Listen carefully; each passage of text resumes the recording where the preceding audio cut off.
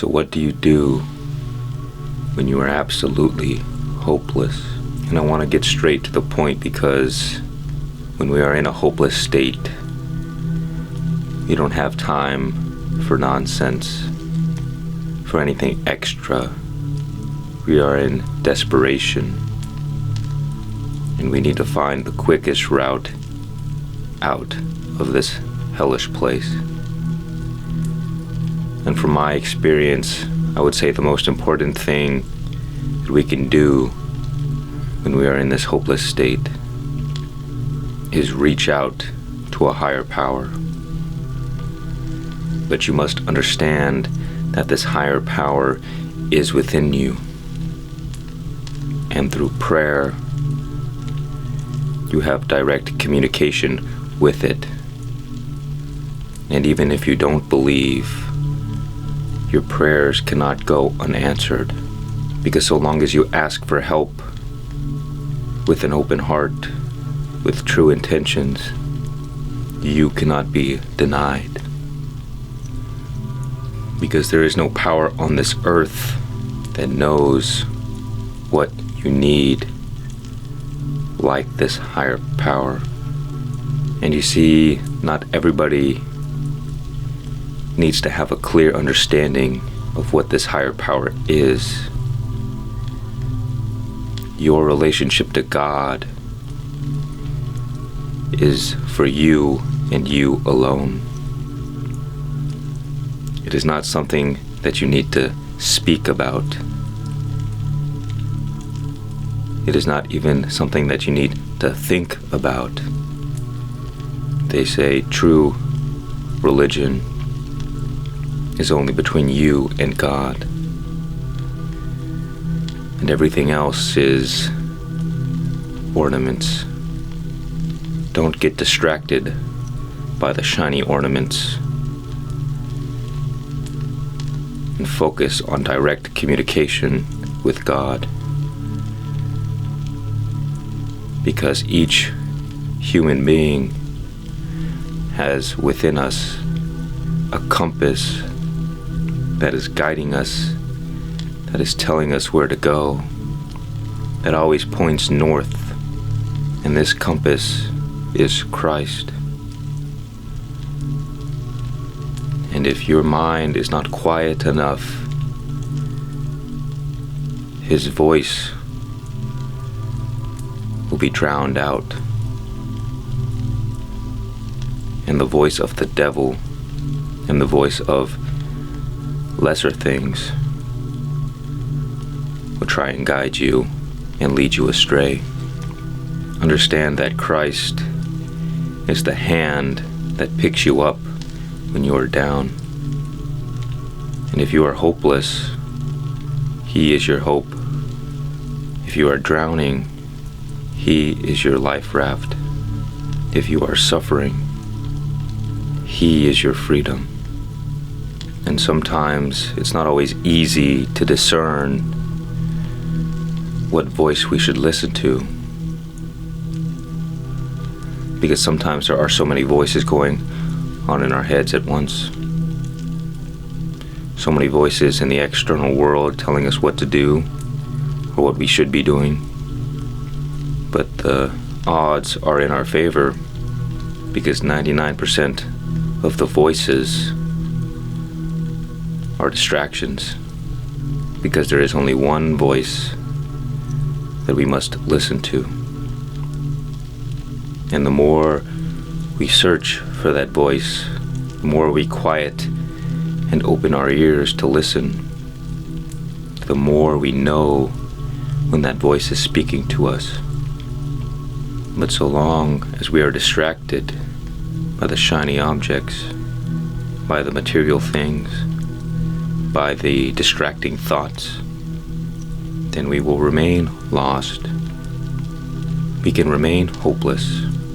And so if you are drowning in the sea of life, the first thing you must do is calm yourself. Because so long as you are struggling, so long as you are resisting, you are too heavily engrossed in negative emotional states. and your entire perception of reality is being filtered through these negative emotional states. So you cannot see clearly. Your ears are not open. And so we must quiet the mind. We must escape from any perpetual fight or flight state that we might find ourselves in. Because if we are having negative thoughts or negative emotional reactions to the world around us, then our body is going to believe us to be in danger. And it's going to focus our resources into short-term survival. And it's going to drain us of our life energy. And the body is just doing what it is supposed to be doing. But it's unintentionally killing us. And so if you are in a hopeless state, the first thing we must manage is our emotions. Because if we are drowning in the sea of life and kicking and screaming, well, then it is in no time in which we will drown. And it is not until we can reach a calm state, until we can relax for a moment, that we can focus to find a direction, to find a solution. So another important thing we must keep in mind is that if you are struggling deeply with negative emotional states, realize that it is the mind that is creating these emotional states.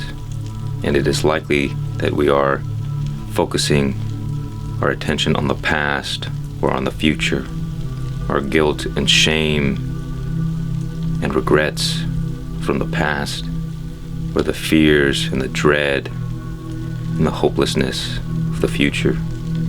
And these are all just projections of the mind. They are not accurate. And so if we can become calm and relaxed and rest in the present moment, then we can let go of this story going on in our heads that is causing so much suffering. And it really is as simple as that. Because in the present moment, you will find silence. And in silence,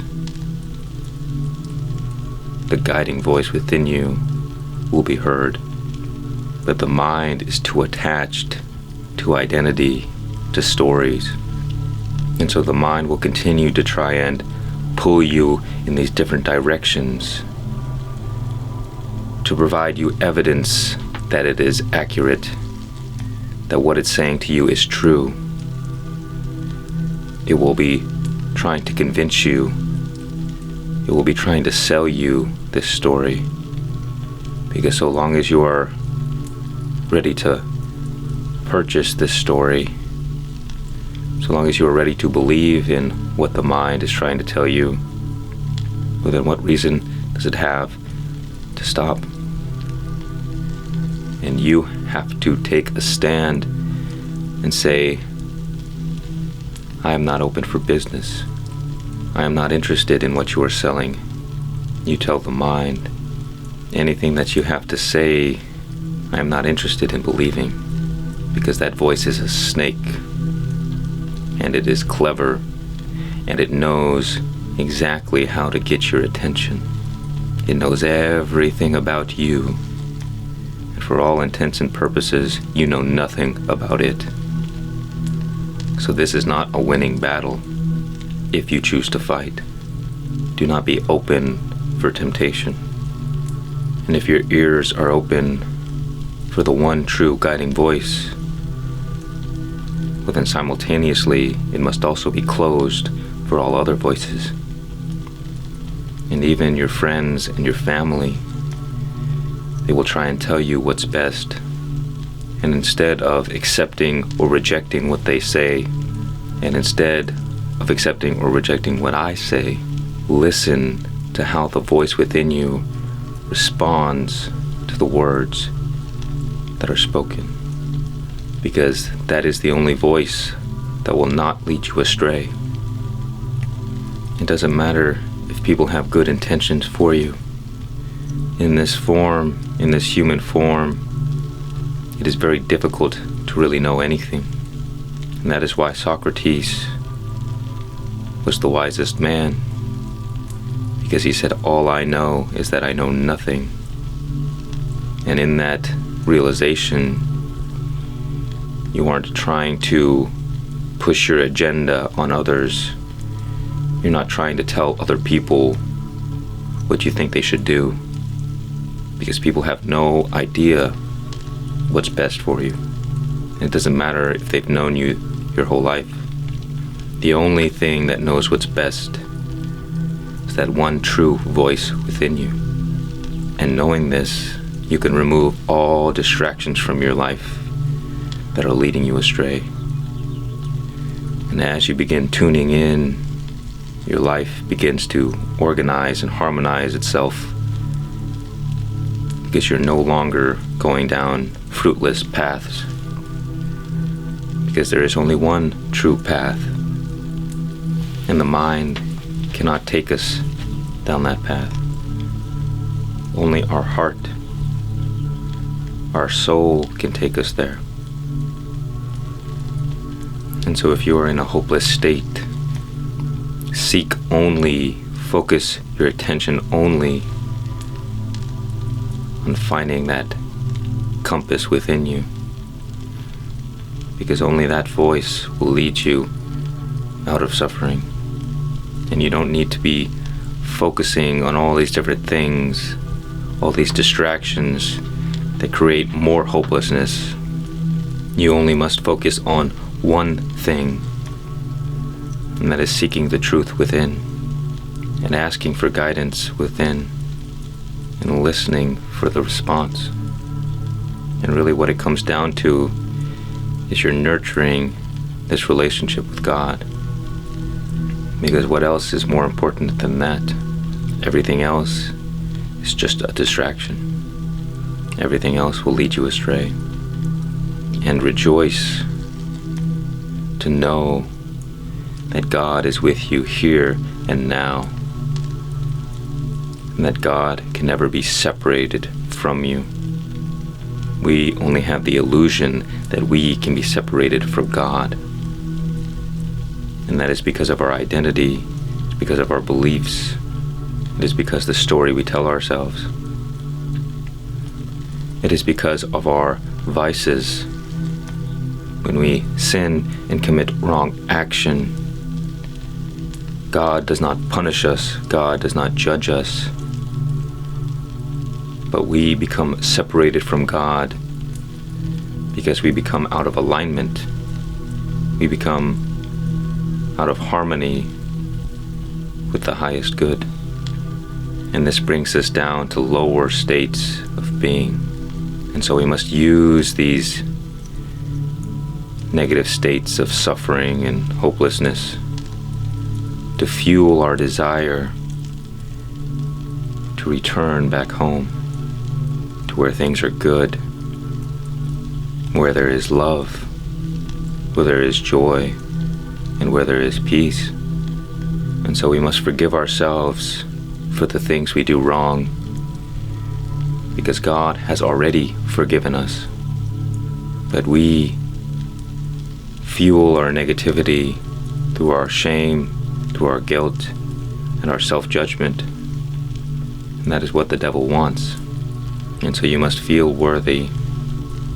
You must love yourself. You must have compassion for yourself. Because if you hate yourself, then the devil wins. And if you love yourself, then God wins.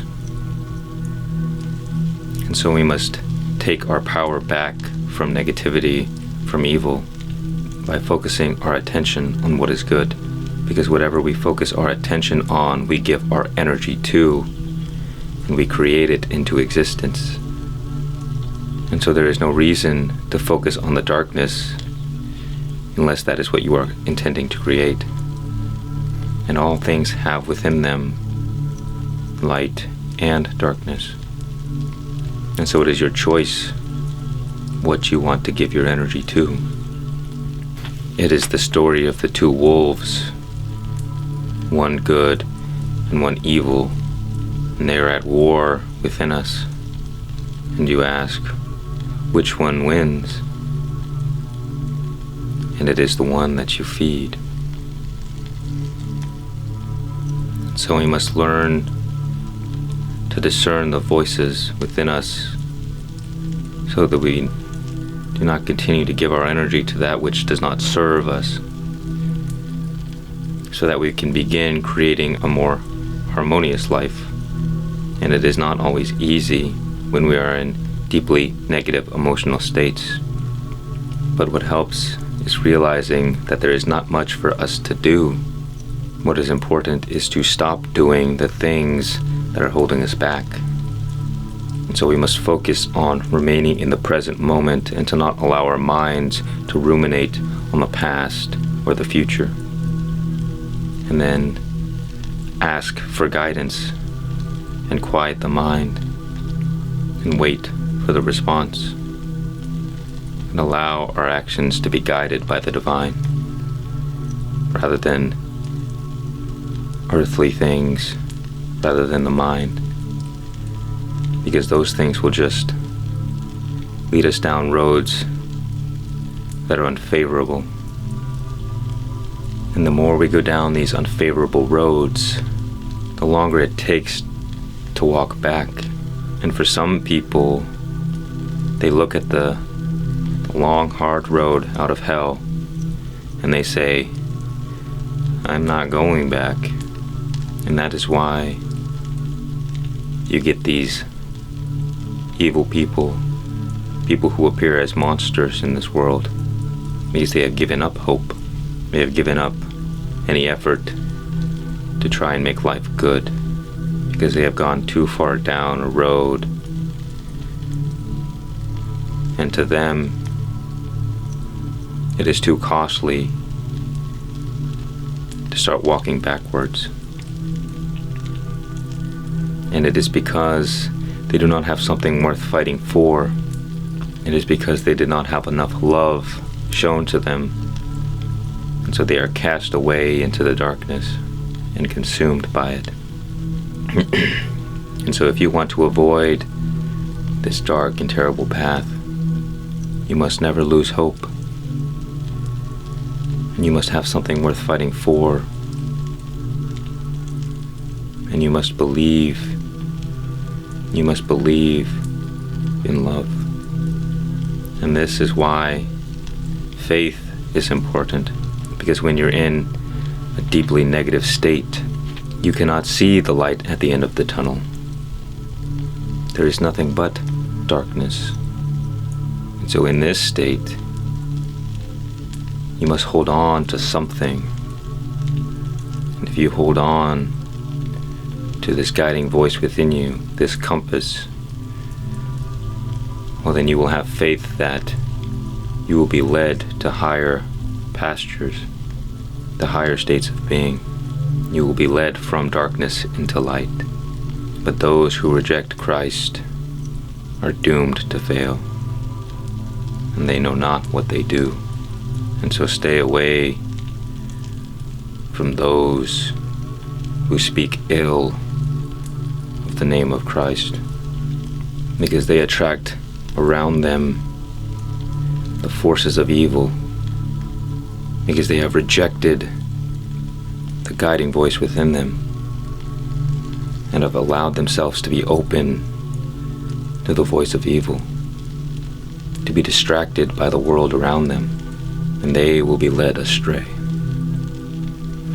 And it is those who are highly identified with their minds, the prideful ones, who are proud of their intelligence, who are proud of themselves, and who are arrogant.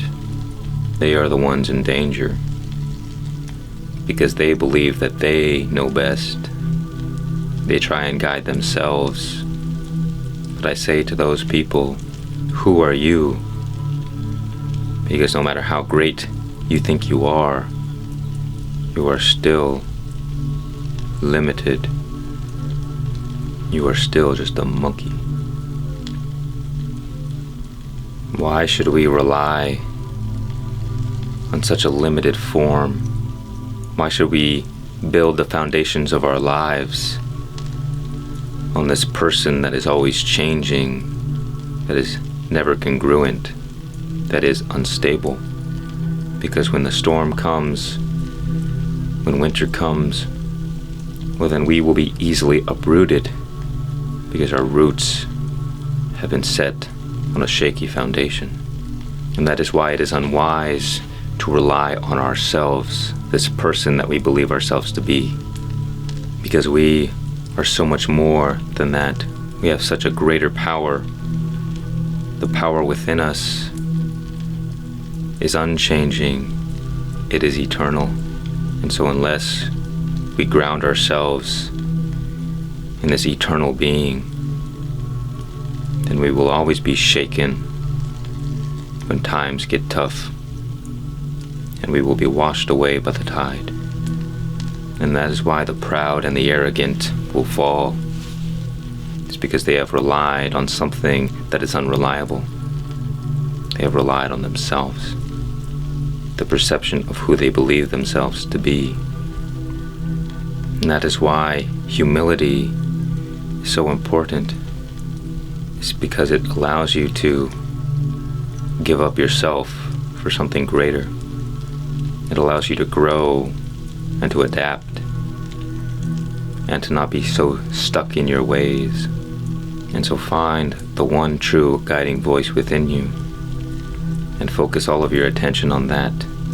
Find the eternal state within you in this present moment that is here with you now and is always with you. Understand that God can never be separated from you. And so long as you keep searching, at some point you will find the truth. And in finding the truth, the seeker will be no more. And so you need not seek the truth forever. Do not seek the truth. Seek on finding the truth. And once you find the truth, stop seeking. Because there is only one truth, and that compass within you will lead you there. And all other voices, all other things will simply be a distraction. And although there are lesser truths everywhere around us, we must not be interested in creating the foundation of our life on lesser truths, because again, we will not survive the storm. And so dig your roots deep and ground yourself in the eternal now. And there you will be unshaken, and you will fear not any evil, because you will know no evil can touch you, for you are beyond all experiences. That so long as you allow the mind to distract you and convince you and get you to believe in false things, well, then evil has free reign because you give it power over you. Don't make that mistake. May you find your way back home.